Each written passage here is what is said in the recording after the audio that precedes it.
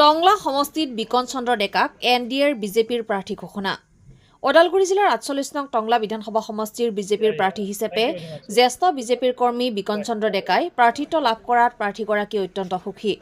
প্ৰাৰ্থিত্ব ঘোষণা হোৱাৰ পিছতেই বিজেপিৰ একাংশ কৰ্মীয়ে ফুলকুচি গাঁৱৰ বিকন চন্দ্ৰ ডেকাৰ ঘৰত আহি শুভেচ্ছা জ্ঞাপন কৰা পৰিলক্ষিত হয়।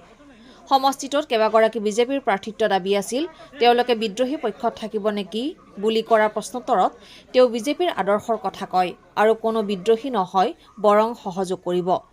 জয়ী হোৱাটো ২০০% নিশ্চিত আৰু জয়ী হ'লে সমষ্টি উন্নয়নত পৰ্যায়ক্ৰমে উন্নয়ন কৰিব বুলি কয় প্ৰাৰ্থী বিকন চন্দ্ৰ ডেকাই। North east live today, Khoirabari. বুলি ক'ব গ'লে মই বহুত নিজকে ধন্য মানিছোঁ।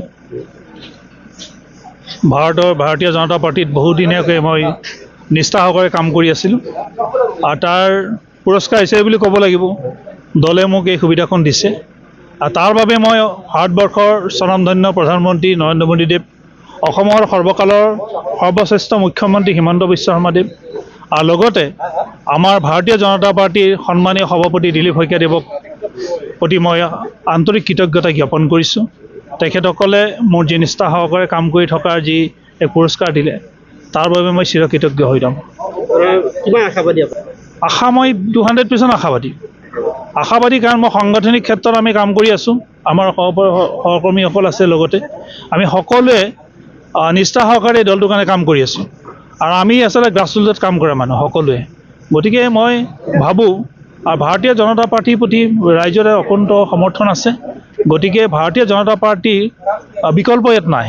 গতিকে তেখেতসকল ভাৰতীয় জনতা পাৰ্টিক সকলোৱে আঁকোৱালি ল'ব। পদক্ষেপ আমাৰ ধৰক পৰিকল্পিত কিছুমান পদক্ষেপ আমাৰ আছে।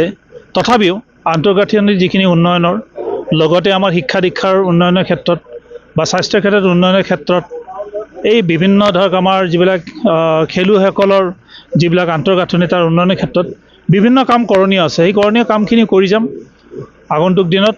গতিকে আজি বহুত প্ৰতিশ্ৰুতি নিদিওঁ, কিন্তু যিবিলাক ৰাইজৰ সমস্যা আছে এটা এটাকৈ সমস্যাবোৰ সমাধান কৰি যোৱাৰ প্ৰয়াস কৰিম। মই নাভাবোঁ সেইটো কথা, কাৰণ ধৰক মই ইয়াৰ আগতে দুবাৰ মই টিকেট বিচাৰিছোঁ। গতিকে মই ধৰক মানে এটা কথা কৈছোঁ, আমাৰ ভাৰতীয় জনতা পাৰ্টিৰ কথাটো হ'ল কি, আমাৰ দলৰ সকলে এটা আদৰ্শত চলে। সেই আদৰ্শনে অনুপ্ৰাণিত হ'লে মই নাভাবোঁ যে তেখেতসকলে বিদ্ৰোহ কৰিব বুলি ইয়াতে।